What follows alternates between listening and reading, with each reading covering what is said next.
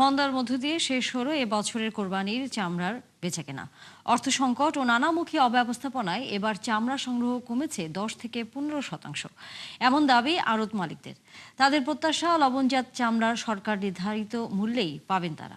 Tannery মালিকরা বলছেন, সরকারি পৃষ্ঠপোষকতায় সঠিক ব্যবস্থাপনা ও মান নিশ্চিত করতে না পারলে এই শিল্পের মন্দাভাব কাটবে না। দর্শক, আমাদের সাথে এই বিষয়ে কথা বলতে আজ আছেন অতিথি হিসেবে Bangladesh height and skin merchant অ্যাসোসিয়েশনের সাবেক সভাপতি আফতাব খান। জনাব আফতাব খান, অনেক ধন্যবাদ যুক্ত হয়েছেন আপনি আমাদের সাথে এবং সময় দিয়েছেন।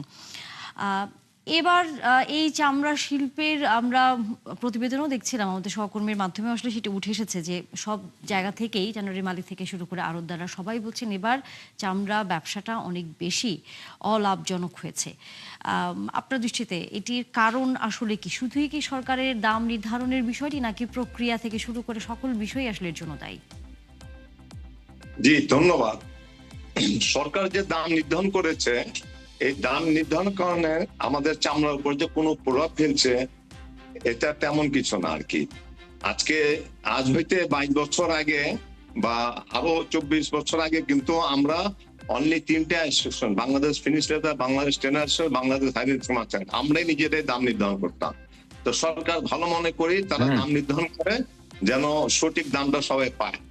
তো এটা দামটা একটু বিব্রত হয়, সেটা যে দামটা লবণ যুক্ত চামড়া ঢাকার 62 হইতে 67 টাকা বিক্রি হবে, আর ঢাকার বাইরের চামড়া 57 হইতে 62 টাকা। এইখানে কিন্তু লবণ যুক্ত, এটা ক্রেতার দাম, যারা মাল খরিদ করবে, এই শাইন ভাইদের অ্যাসোসিয়েশন যারা, ওরা সদস্যরা, আমরা বিক্রি করব। তো কাঁচা ব্যবসায়ীরা কিন্তু সেটার উপর নির্ভর করে মাল খরিদ করে। এমন কিছু না যে তারা ভুল করে মাল কিনে বা বেশি দামে কিনে ফেলে, লস হয়। এটা বিচ্ছিন্ন দিয়ে একটা ঘটনা ঘটে, কিন্তু সবাই এরা যুগ যুগ ধরে আমাদের যে মৌসুমী ব্যবসা, আমাদের তো প্রকৃত ব্যবসায়ী এত নাই যে সারা বাংলাদেশ থেকে চামড়া কালেকশন করবে অলি গলি থেকে। এরা কেউ ছাত্র, কেউ ব্যবসায়ী, কেউ অন্য ধরনের ব্যবসায়ী, তারা প্রত্যেক বছর আসলেই এই ব্যবসা করে তারা মালটা যোগান দেয়। আর এই যোগানদাতা যারা আছে তাদেরকে মৌসুমী ব্যবসায়ী বলে, কিন্তু আমরা তাদেরকে ব্যবসা একটা পার্ট মনে করি। আমরা মৌসুমী ব্যবসায়ী না, তারা আমাদের একটা ব্যবসা পার্ট। এতগুলি মাল তারা যোগান দেয়। তারা এই মালটা সময় মতো আসছে, রাত 11টা 12টা পর্যন্ত মালটা, যদি রাত 12টা পর্যন্ত এসে পড়ে, এই চামড়াটার খরিদ্দার অনেক থাকে। আমাদের পাশাপাশি আমাদের ফোর্ডেরা থাকে, আড়তদাররা থাকে, ব্যাপারীরা থাকে। আমাদের পাশাপাশি যে ঢাকা যে ট্রেনের মালিক, ট্রেনেরই পারচেজও থাকে। কাজেই এখানে যে কেউ ক্ষতিগ্রস্ত হবে খুবই দুর্ভাগ্য। আমরা কোনো ক্ষেত্রে কেউ ক্ষতিগ্রস্ত হোক চামড়া জগতে, অথবা যারা গরু পালন করে, আমরা দেখেছি যে লাস্টের দিকে কিছু গরু বেঁচে গেছে, এটা দুঃখজনক। আমরা কিন্তু সম্পূর্ণ নির্ভরশীল ছিলাম 2-4 বছর আগেও যে ইন্ডিয়ার উপর, কিন্তু এখন গরু আমাদের পার্শ্ববর্তী কোনো দেশ থেকে আসতে হয় না। আমাদের শতভাগ গরু আমাদের দেশি গরু দিয়ে আমরা কোরবানি দিতে সক্ষম হই। কাজেই যারা মৌসুমী ব্যবসা আছে, আমরা ওরা কোনো মতে ওরা ক্ষতিগ্রস্ত হোক, এটা আমরা চাই না। আমরা যারা প্রকৃত ব্যবসায়ী, আমরা ওদের সাথে, তারা সারাক্ষণ আমাদের বিভিন্ন লোকজন আছে, বিভিন্ন এই ট্রেনারি মালিক আছে, আড়তদার আছে, ব্যাপার আছে, ব্যবসায়ী আছে, যে যাকে ফোন করে তাকে বলে যে এই দামে মাল কিনে আনবে, এই দামে বিক্রি হবে। তারা 20টা 50টা 100টা করে আনে। আনার পর তারা সেই দিন রাত্রেই 100% নগদ টাকা দেয়। কেউ কাউকে চেনে না মৌসুমী ব্যবসায়ীরা, তারা নগদ টাকাটা নিয়ে কেউ কম লাভ করে, কেউ বেশি লাভ করে, তারা চলে যায়।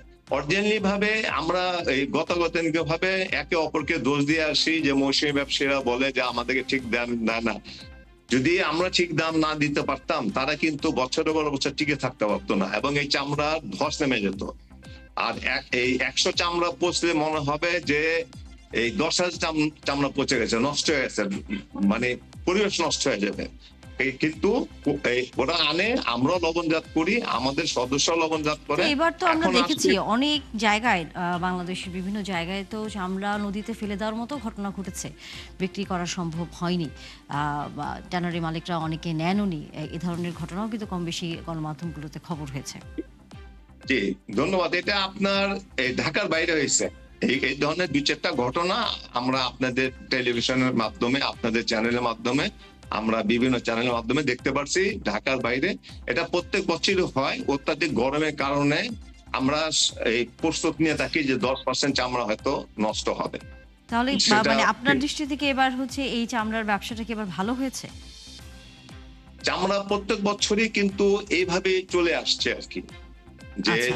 আপনি এইভাবে ধারাবাহিক এক ধরনের মনে করছেন যে এই ক্ষতিটা বা এই ইয়েটা তেমন একটা বড় ধরনের প্রভাব পড়বে না চামড়া শিল্পে। সেরকম আপনি না মনে করছেন? না, আশা করি ওইরকম ক্ষতির সম্মুখীন কেউ হবে না, আচ্ছা। কার হওয়া উচিত না। টাওয়ার অ্যাসোসিয়েশনের প্রেসিডেন্ট শাহীন আহমেদ যুক্ত হয়েছেন আমাদের সাথে। অনেক ধন্যবাদ আপনি আমাদের সাথে যুক্ত হয়েছেন। আফতাব খানের সাথে আপনি কি একমত? কারণ আমরা আপনার এর আগে একটা বক্তব্য শুনছিলাম যে আপনারা যেই লক্ষ্যমাত্রা নির্ধারণ করেছিলেন তার থেকে অনেক কম এবার আপনাদের সেই চামড়া আসলে পেতে হয়েছে। দেখুন আসলে আপনি যদি বলেন যে আমাদের লক্ষ্যমাত্রা আসলে এবছর আমরা আগেই যে ধারণা করেছিলাম যে পশু কোরবানি কম হবে, কারণ গত বছর আমরা প্রায় ৯১ লক্ষ পিস আপনার এই কুরবানির চামড়া আমরা সংগ্রহ করেছি, গরু, ছাগল, মহিষ মিলিয়ে। এইখানে বিষয়টি এবছর এরকম যে ৭৫ থেকে ৮০ লক্ষ পিস আপনার আমরা সংগ্রহ করতে পারবো। তার ভিতরে আপনি যেটা বলেছেন যে কিছু কিছু এলাকায় আপনার চামড়া ফেলে দিয়েছে, এটা সত্যি যে আপনার অন্ততপক্ষে খাসি এবং ছাগলের চামড়াটা বিগত কয়েক বছর যাবত পর্যাপ্ত দাম পাচ্ছে না। কারণ হলো এটা ডিমান্ডটা কমে গিয়েছে। বিশেষত আমাদের যেখানে হাজারীবাগে ৩০টি ট্যানারি এই ছাগল এবং খাসির প্ল্যান্ট ছিল, এটা স্পেশালাইজড আপনার এই ছাগল এবং খাসির জন্য। তারা ওখানে যেতে পারেনি। ওখানে মাত্র ৫-৬টি প্রতিষ্ঠান আপনার কার্যক্রম পরিচালনা করছে। যার কারণে দেখা যাচ্ছে যে এই ডিমান্ডটা কিন্তু আপনার কমে গিয়েছে। এইটার প্রভাবে কিছু এলাকাতে আপনার খাসি এবং ছাগলের চামড়া ফেলে দিতে হয়েছে। তো আমি মনে করি যে এখানে বিচ্ছিন্ন ঘটনা, এবং আমি আফতাব ভাইয়ের সাথে একমত, কারণ ওনারা সারা বছর ব্যবসা করছেন এবং যুগের পর যুগ। এখানে মৌসুম ব্যবসায়ীদেরকে আমরা আশীর্বাদও বলবো, আবার আমি কারণ এইখানে ব্যাপারটা হলো যে ট্যানারি মালিকদের যে সক্ষমতা চামড়া কেনার ক্ষেত্রে, যেখানে ৪-৫০০ কোটি টাকা আপনার ঈদ অ্যাডভান্স দিত এই রাষ্ট্রায়ত্ত ব্যাংকগুলো এই চামড়া কেনার জন্য, এটা কমতে কমতে আপনার এখন ৬৫ কোটি টাকা চলে আসছে। সুতরাং এখানে লিকুইডিটি ক্রাইসিস কিন্তু একটা আছেই। বাজারে সরাসরি ট্যানারি মালিকরা কিন্তু এখনো হস্তক্ষেপ করেনি, কারণ ইন্টারভেনশনের সময় আমাদের আসে নাই।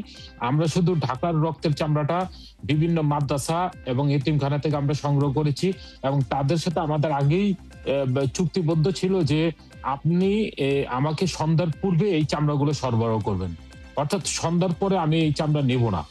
কিন্তু দেখা গেছে যে অনেক অনেক মাদ্রাসা আছে যারা কন্ট্যাক্ট করেনি আমাদের সাথে, তারা কিন্তু এই রাতে নিলামটা ডেকেছে, রাতে ৯টা-১০টায় নিলাম ডেকেছে, ডেকে আপনার এই চামড়াগুলো বিক্রি করেছে কম কম মূল্যে। অথচ সরকার কিন্তু আপনার লবণ দিয়েছে, সেই লবণটা ১৭-১৫ কোটি টাকার। আমাদের কাছে তথ্য আছে যে ঢাকার অনেক মাদ্রাসা আপনার এই লবণটা বিক্রি করে দিয়েছে। সুতরাং আমি মনে করি যে এটা সরকারের এই টাকাটা হলো গিয়ে পাবলিকের টাকা, ট্যাক্সের টাকা। এই টাকাটা এইভাবে সমস্যা মনে হয় প্রতি বছর আপনাদের পড়তে হয়, কারণ সরকার তো লবণজাত যে চামড়া সেটি এক ধরনের মূল্য নির্ধারণ করেন, কিন্তু অনেকেই এই যে আপনি বললেন লবণ বিক্রি করে দেওয়া হয় বা অনেকে দেন না, তারপরে চামড়াটি বিক্রি করতে আসেন বা অনেকে তখন হচ্ছে সেটি করতে পারেন না বলে এক ধরনের বলেন যে লোকসান হচ্ছে বা এরকম কোনো কিছু। এইটি নিয়ে আসলে কি ধরনের সামনের দিনগুলো পরিকল্পনা করা যায়, যে কোনো রকম ভাবে একেবারে সুনির্দিষ্ট করে দেওয়ার কোনো ব্যবস্থা আসলে করা যায় কিনা? কারণ যেহেতু এটি বিশাল একটি শিল্প এবং এ থেকে তো আসলে আয় করার অনেক সুযোগ রয়েছে। হ্যাঁ, অবশ্যই। দেখুন এইখানে বিষয়টা এরকম, আমার কাছে যে আজকে পর্যন্ত তথ্য, চট্টগ্রাম বিভাগে আপনার কিন্তু ১৯ লক্ষ পশুর চামড়া আপনার লবণ দিয়ে রেখেছে। অথচ আপনার যে মৌসুম ব্যবসায়ীরা ১,০০০-১,৫০০ পিস চামড়া আপনার রাতের বেলা ৩টার দিকে নিয়ে এসে আপনার এটা বিক্রি করার জন্য তাদের যে আড়তগুলো আছে সেখানে চেষ্টা করেছে, কিন্তু সেখানে এই চামড়ার কিন্তু গুণগত মান নষ্ট হয়ে যাওয়ার ফলে আপনার এটা কিন্তু তারা নেয়নি। তো এইটাই আপনার মিডিয়াতে আসছে, কিছু বিচ্ছিন্ন ঘটনা আসছেন, কিন্তু আমরা যে কনভেনশনাল ওয়েতে যে চামড়াগুলো সংরক্ষণ করছি, এখান থেকে আমাদের বেরিয়ে আসতে হবে। আমরা মিডল ইনকাম কান্ট্রির কথা বলছি, ২০২৬-এর ভিতরে আমরা মধ্যম আয়ের দেশে যাব, অথচ এইভাবে আপনার পশু কুরবানি হতে পারে না, এইভাবে আপনার চামড়া সংরক্ষণ হতে পারে না। এটা আপনার একটা স্ট্যান্ডার্ড আপনার দাঁড় করাতে হবে, বিশেষত যে পশুর গায়ে থেকে চামড়া ছাড়ানো, যেভাবে অদক্ষ শ্রমিকদের চামড়াগুলো ফুটো করে, আপনার এই ফুটো যদি আপনার করে, এই চামড়াটা আপনার কোনো আড়তদার যারা এইটা প্রকৃত ব্যবসায়ী তারা চেনে যে কোনটা আপনার আমার চলবে, কোনটা চলবে না। ট্যানারি মালিকদের যে সিলেকশন গ্রেড সেটা কিন্তু এই আড়তদার আফতাব ভাইদের মতন লোকরা বুঝে। সুতরাং আমি মনে করি যে এই যে স্লটার হাউস, আমার মডার্ন স্লটার হাউস যেটা সরকার এখন পর্যন্ত 13টি করেছে, ওয়ার্ল্ড ব্যাংকের ফাইন্যান্সে কিন্তু চালু করতে পারে নাই। এই যদি আধুনিক স্লটার হাউসের মাধ্যমে যদি চামড়াগুলো ছাড়ানো হতো, তাহলে এই চামড়ার গুণগত মানটা ফ্লে কাট লেস কাট হতো না। এবং পাশাপাশি আমি যদি সঠিক সময়ে কিছু লবণ দিয়ে যদি এটা কোল্ড স্টোরেজের ব্যবস্থা করতে পারতাম, যেমন আমার বিদেশে যেমন আমরা দেখেছি যে কোল্ড চেইনের ব্যবস্থা আছে, অর্থাৎ আপনার এই যে চামড়াটা পশুর গায়ে থেকে ছাড়ানোর পরে কিভাবে আপনার এটা প্রিজার্ভ করে আপনার কোল্ড স্টোরেজে রাখা হয়, কিভাবে আপনার কোল্ড চেইনের মাধ্যমে আপনার সেটা ট্যানারিতে আসে, সেই বা আপনার লজিস্টিক যে সাপোর্ট সেটা আপনার দিতে হবে। এই কোল্ড চেইনটা আমাদের তৈরি করতে হবে এবং পাশাপাশি এটা আমরা কেন তৈরি করতে এখনো পারছি না, আপনার কাছে কি মনে হয়? দেখুন, আমি তো বলেছি আপনার গত কয়েক বছর পূর্বে $100 মিলিয়ন লোনে ওয়ার্ল্ড ব্যাংকের ফাইন্যান্সে 13টি আপনার স্লটার হাউস আপনার তৈরি হয়েছে আপনার বিভিন্ন জেলা শহরগুলোতে। অথচ আমরা দেখেছি ঢাকা শহরেও 3টি স্লটার হাউস করা হয়েছে, সেটা কিন্তু সিটি কর্পোরেশনের গাফিলতির কারণে আপনার সেই টেন্ডার প্রক্রিয়ার জটিলতার কারণে আপনার এইগুলো চালু করতে পারেনি। আমরা সম্প্রতি দেখলাম যে প্রাণী সম্পদ প্রতিমন্ত্রী বগুড়ায় একটা উদ্বোধন করেছেন স্লটার হাউস ঈদের পূর্বে, আমরা এটাকে অভিনন্দন জানাই।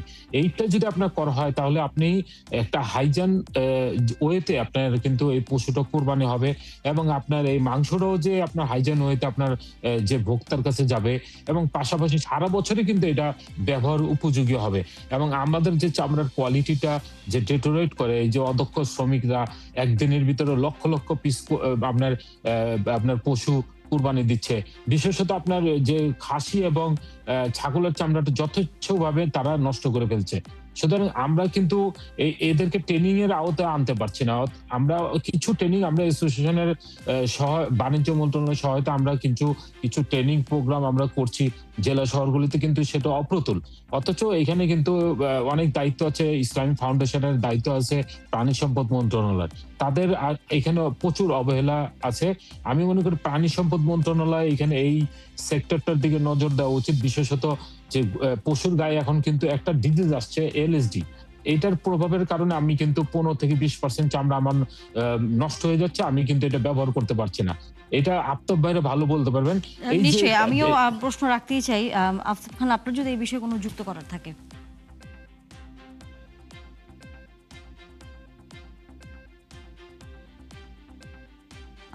আফতাব খান, আপনি কি আমাকে শুনতে পাচ্ছেন?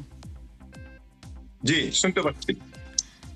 শাহিন আহমেদের সাথে আপনার যদি কিছু যুক্ত করার থাকে আপনি যুক্ত করতে পারেন, তার কথার সাথে আপনি একমত কিনা?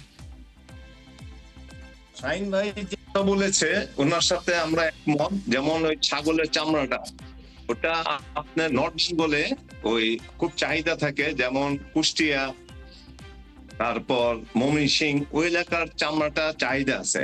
আর ওর বাইরে যে আপনার ছাগলের চামড়া চাহিদা, কাজেই যারা ছাগলের চামড়াটা ওই গায়ের থেকে ছাড়ায়, তারা যারা নিজে কুরবানির দাতা, তারা নিজেরাই ওই চামড়াটা ওই গায়ের থেকে ছাড়ায়। আর যারা গরু জবাই করে, তারা ওই মাংস কারিগর দ্বারা ওই জবাই করে এবং তারা চামড়াটা সঠিকভাবে বাইর করতে পারে। এই কারণে ছাগলের চামড়াটা ঢাকার চামড়া 50-60% যদি সংগ্রহণ করে, ওখান থেকে 20-25% নষ্ট বেড়ে যায়। একটা চামড়া 4 ফুট হয়, 4.5 ফুট হয়, সে চামড়া যদি 2টা কাঠ হয়, সে চামড়াটা কোন কাজে আসে না। তখন এই কুরবানি ছাগলের চামড়াটা যুগ যুগ ধরেই আমাদের কুরবানির সময় খুব একটা ভালো কাজে আসে না। আর নর্থ বেঙ্গলের দিকে দেখা যাচ্ছে তারা একটু যত্ন সই ভাই করে, যেহেতু তাদের কাজে আসবে। আমরা তো আলোচনাটা সেটাই করছি যে এই মন্দা ভাবটা আসলে কাটবে কিভাবে। হ্যাঁ, আমাদের তো এই মন্দা ভাবটা শাহিন ভাই যে আছে আমাদের, ওনাদের মাধ্যমেই এটা কাটার সম্ভাবনা। এটা যদি আপনি শুরু থেকে ধরেন, তা আমাদের এই শাহিন ভাই এটা আমার চেয়ে ভালো বলতে পারবে। তারপর আমি বলতেছি যে আমাদের যে বায়ার গুলি, যে শাহিন ভাইদের থেকে আমরা যারা কিনে, তারা অনলি এখন চাইনিজ, আর কেউ নাই। কিন্তু শাহিন ভাইদের মেন পার্টি ছিল এই ইতালি, সবচেয়ে বড় পার্টি। ইতালি ছিল, স্পেন ছিল, আপনার জাপান ছিল, কোরিয়া ছিল। ওরা বিগ বিগ মান নিত, বিগেস্ট পার্টি। তাদের মধ্যে একটা কম্পিটিশন ছিল, প্রত্যেকটা ট্রেনিতে 4টা-5টা এই দেশের থেকে আসতো। এখন অনলি চাইনিজ। এই চায়নাদের কাছে ব্যবসা করে ডে বাই ডে দাম। আমরা কোন এক সময়, আজ হতে 6 বছর আগে 2012-14 পর্যন্ত আমরা যে চামড়া 3,000-3,200 টাকা বিক্রি করছি, সেই চামড়াটা কিন্তু আজকে আমরা 700-800-900 টাকা বিক্রি করতেছি। ওই সময় তারা এই চামড়াটা 3200 টাকা 3400 টাকা কিনে তারা লাভ করছে, ব্যাপারীরা লাভ করছে, আড়তদাররা লাভ করছে। আর এখন আইসা এই দামে নিয়েও সবার টানাটানি, সবার কান্নাকাটি, কেউ সুবিধা করতে পারতেছে না। কিন্তু আমরা, আমাদের কথা শুনতে হচ্ছে সবার থেকে যে বাজারটা কেন কমে যাচ্ছে, গরিব টাকা পাচ্ছে না। আমরাও তো চাই যে এটা, এই শতভাগ এতিমের হক, এটা গরিবের হক, এই চামড়ার টাকাটা শতভাগ গরিব মানুষ পায়। এবং কি জাকাত অনেকে সঠিকভাবে দেয় না, কিন্তু চামড়ার টাকা শতভাগ সঠিক দেয়। কেউ যদি 10 জন মিলে কোরবানি দেয়, সে চামড়ার টাকাটাও সে গরিব মানুষকে দেয়। তা আমরা মুসলমান হিসেবে আমরা অবশ্যই এটা চাই যে চামড়ার দামটা বাড়ুক, তারা টাকাটা বেশি পায়। নিশ্চয়ই কোনো কোনো আমরাও আপনাদের সাথে একমত যে এই ব্যবসার সাথে যারা জড়িত তারা লাভ করুক, এবং অবশ্যই চামড়ার টাকাটা হয়তো সামনে বাড়ানোর পরিকল্পনা থাকবে, আমরা সেই আশা রাখতে চাই। ধন্যবাদ। আজকে আলোচনা শেষ করতে হচ্ছে, আগামীতে আবারও কথা হবে নিশ্চয়ই অর্থনীতির কোনো বিষয় নিয়ে। দর্শক, এই ছিল আজকের সংবাদ যোগে। আগামীকাল ঠিক রাত 10টায় আবারও দেখা হবে নতুন কোনো বিষয়, তার বিস্তারিত নিয়ে। থাকবেন ৭১-এর সাথে।